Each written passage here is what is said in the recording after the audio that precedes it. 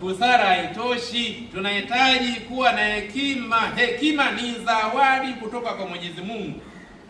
Mfalme Suleiman alimwomba Mwenyezi Mungu ampatie hekima. Hekima tujifunze shuleni. Hekima ni busara katika jicho la Mwenyezi Mungu. Hekima tujizoezi. Hekima ni busara katika macho ya Mwenyezi Mungu. Mazingira yanatufundisha busara, lakini Mwenyezi Mungu anatupatie hekima. Tumuombe Mwenyezi Mungu atupatie hekima. 17 ya kawaida katika kanisa.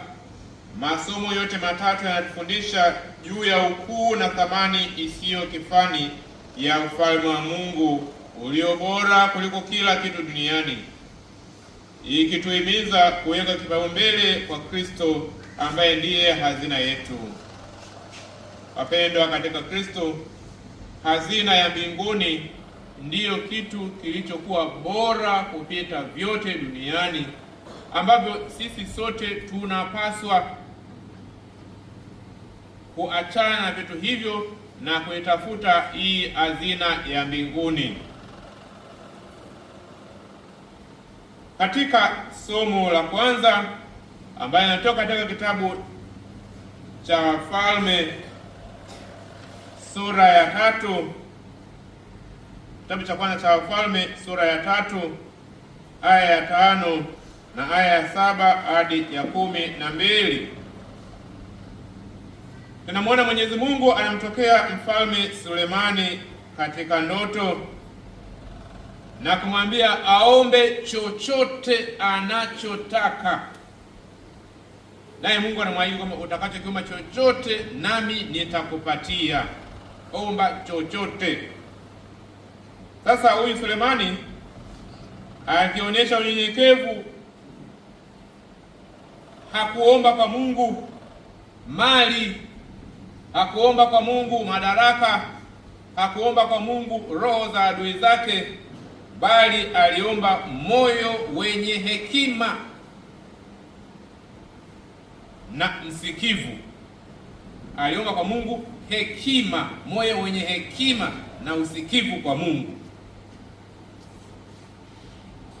Wapendwa katika Kristo, fundisho kuu ni kwamba tunapaswa kuacha majivuno na kumwomba Mungu atupatie hekima ya kupambanua mema na mabaya katika majukumu yetu ya kila siku. Tunajifunza kwamba tunapomtanguliza Mungu na kutafuta mapenzi yake kwa unyenyekevu, Mungu Mwenyezi hutubariki kwa yale yote tusiyoyaomba. Mpendwa katika Kristo, huyo Mfalme Sulemani anatufundisha.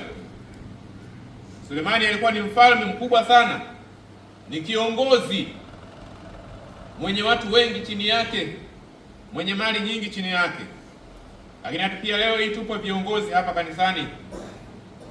Sisi viongozi kwa Mungu, siende kwa Mungu kuomba sijui mali, siende kwa Mungu sijui kuomba nini, kuomba sijui cheo cha juu zaidi.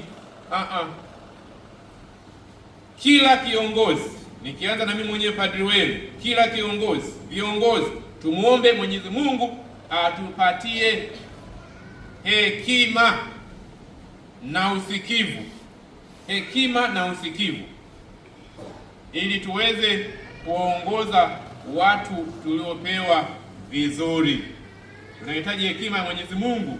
Unajua tatizo la sisi viongozi wa leo sio kwamba masomo, watu wamesoma. Sio kwamba resources, hela sio shida. Shida kubwa ni unyenyekevu. Shida kubwa sisi viongozi ni unyenyekevu. Muda mwingine sisi viongozi sisi tunakosa unyenyekevu. Tunakosa hekima. Sema hekima. Hekima. Tunapaswa kuwa na hekima. Hekima ni nini? Hekima ni uwezo wa kutatua changamoto katika jicho la kimungu, katika jicho la kimungu. Nabii tu, ili ujue vizuri hekima, unapaswa kujua maana ya kujua na maana ya busara. Knowledge ni ujuzi ni kujua jibu sahihi. Basi hii nini? Kanisa. Hii nini? Nyumba. Ujuzi ndio huo. Hata kuku ana ujuzi. Kuku ukimwekea kokoto na katikati ya kokoto akaweka michele, atatambua nini? Mchele na sio kokoto. Hata kuku ana ujuzi. Hata mbuzi ana ujuzi kwamba hizi ni mbao hazifai kuliwa na haya ni majani yanafaa kuliwa. Mtoto mdogo ana ujuzi. Kwa hiyo ujuzi ni kujua jibu sahihi. Busara ni nini?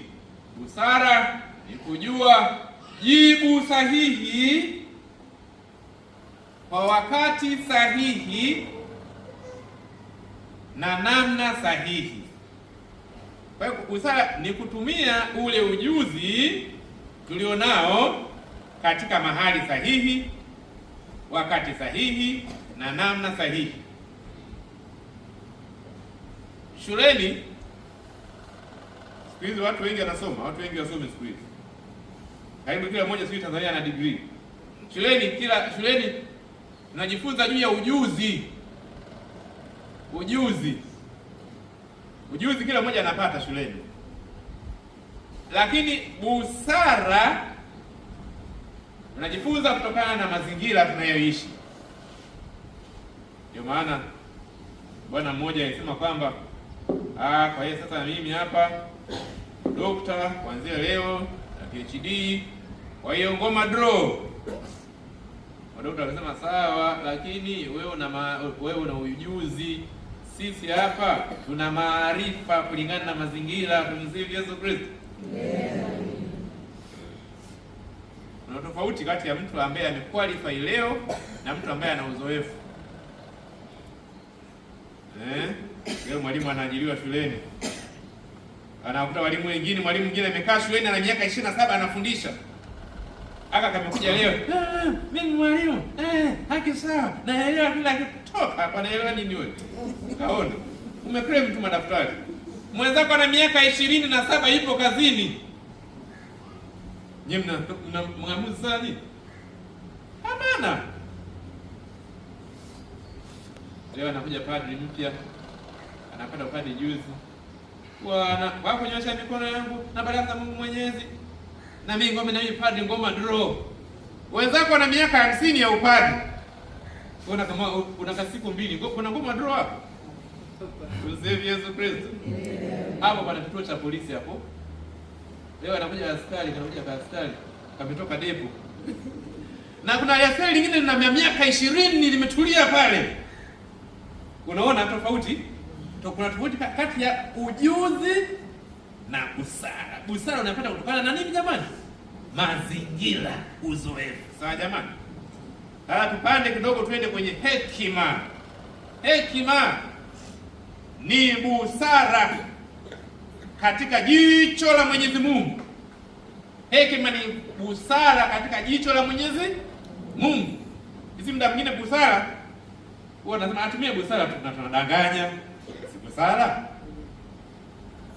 Muda mwingine hapa bosi amechikia leo asiende kazini. Ndio si busara, unataka ili asikuwakie. Ni busara. Lakini hekima, huyu Sulemani aliomba hekima. Aliomba Mwenyezi Mungu ampatie namna ya kuongoza watu kulingana na muono wa kimungu. Hekima ni kutafsiri ukweli kulingana na muono wa kimungu. Leo tupo viongozi. Na mimi pale ni kiongozi, sinaongoza hapa. Nikisema simama, nikisema bwana wewe lazima simama. Nikisema kaa chini si mnakaa. Si kiongozi. Sasa viongozi wa leo tunategemea sana akili zetu. Tunategemea sana ili fuvu, tunalitegemea sana fuvu hili. Busara haitoshi. Tunahitaji kuwa na hekima. Hekima ni zawadi kutoka kwa Mwenyezi Mungu. Mfalme Suleiman alimwomba Mwenyezi Mungu ampatie hekima. Hekima hatujifunzi shuleni. Hekima ni busara katika jicho la Mwenyezi Mungu. Hekima hatujizoezi. Hekima ni busara katika macho ya Mwenyezi Mungu. Mazingira yanatufundisha busara, lakini Mwenyezi Mungu anatupatie hekima. Tumuombe Mwenyezi Mungu atupatie hekima. Humu ndani kila mmoja ni kiongozi. Kuna wengine hapa ni wazazi, wana watoto. Wewe ni kiongozi wa watoto wako. Kuna wengine hapa ni baba, chini yake kuna mke na watoto. Wewe ni kiongozi. Mwenyezi Mungu akupatie hekima ya kuongoza familia yako vizuri. Hekima sio ujanja. Hekima. Hapa wengi ni wamama, chini yako kuna watoto. Mwenyezi Mungu akupatie hekima. Na kila kiongozi anapaswa kumwomba Mwenyezi Mungu ampatie hekima, kama Suleiman aliyomwomba Mwenyezi Mungu ampatie hekima. Hilo ndio somo la kwanza. Tusimwombe Mungu mali. Mali sio kila kitu. Hela sio kila kitu. Hekima kufanya yale anayotaka Mwenyezi Mungu, utafsiri ukweli katika macho ya Mwenyezi Mungu. Katika somo la Injili ya Mathayo sura ya 13 mstari wa 44 hadi 52, kupitia mfano wa hazina iliyositirika na wavu, Yesu anafundisha kuwa ufalme wa mbinguni una thamani kuu inayozidi mali za kidunia,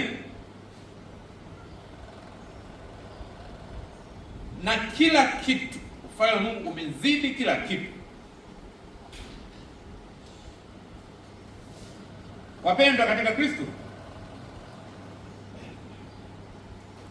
kumbe huyu bwana alipoona kuna hazina imesitirika,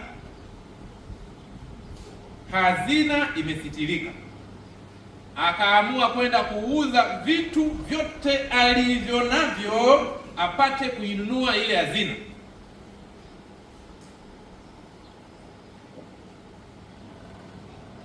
Tasoma kidogo. Ufalme wa mbinguni umefanana na hazina iliyositirika katika shamba, ambayo mtu alipoiona aliificha, na kwa furaha yake akaenda akauza vyote alivyo navyo akalinunua ile shamba. Tena ufalme wa mbinguni umefanana na mfanyabiashara mwenye kutafuta lulu nzuri, na alipoiona lulu moja ya thamani alienda akauza vyote alivyo navyo. Tumsifu Yesu Kristo. Amina. Unaona, somo la kwanza tumeona Mfalme Sulemani anaomba Mwenyezi Mungu ampatie hekima. Alikuwa na nafasi ya kuomba hela, alikuwa na nafasi ya kuomba magari, alikuwa na nafasi ya kuomba roho za maadui zake, alikuwa na nafasi ya kuomba kuwa awe mfalme wa dunia, lakini aliomba nini? Hekima. Kulingana na Mfalme Sulemani, hekima ndiyo hazina. Somo la Injili, Mwenyezi Mungu anapatia sasa hazina yenyewe nini? Hazina ni ufalme wa Mwenyezi Mungu. Hazina ya ufalme wa Mwenyezi Mungu. Tunapaswa wapendwa katika Kristo kutumia kila kitu tulicho nacho kutafuta ufalme wa mbinguni. Na ufalme wa Mwenyezi Mungu unaopata kwa kutumia hekima. Kwa hekima.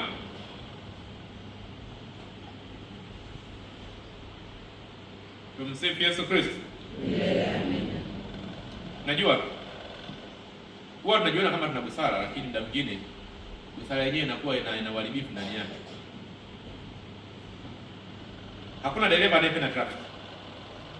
Hakuna dereva anayependa nani? Traffic. Pesa pale mara nyingi, na wewe ukitaka kuwa adui wa dereva, wewe tu vaa nguo nyeupe barabarani hapo omba lift. Dereva hakuchukui. Sasa madereva wengi wana busara za dunia.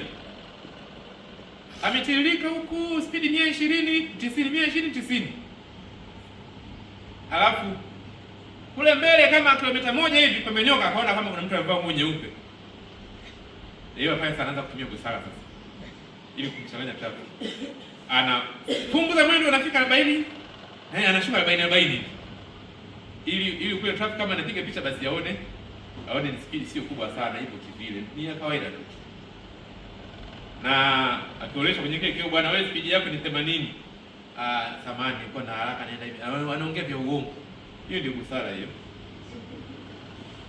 Hiyo ndio busara. Sababu ndani yake kuna uongo na ukweli. Kitu Mwenyezi Mungu atupatie hekima. Hekima ni kuongea ukweli. Ukweli tu utakuweka huru. Achana na hekima za madereva na busara za madereva. Tuwe na hekima. Mungu atupatie hekima. Tuweze kutenda haki. Tuweze kuzingatia haki, kuhudumia familia zetu vizuri. Na hiyo hekima hiyo ndiyo itakayotupeleka sisi kupata uzima wa milele. Na katika muktadha huu hekima ni kuirithi mbingu. Akauza shamba, akanunua lulu. Na lulu hiyo ndiyo uzima wa milele. Sasa siku ya leo hii najua sijui vizuri. Hivi mfano leo hii wewe unaambiwa hapa. Anafika mtu anakuambia hapa, anafungua mlango. Mbingu hii hapa hii. Mbingu ndio hii hapa hii. Bure, free of charge. Na anakuambia lakini hapa pia nakupatia cheki ya bilioni 2 na kupatia kiwanja. Sio hapa kwenye matope hapa. Wapi kule kujujuu kule, kiwanja kizuri ambako hamna matope. Kizuri kiwanja. Na kupatia na nyumba na vietes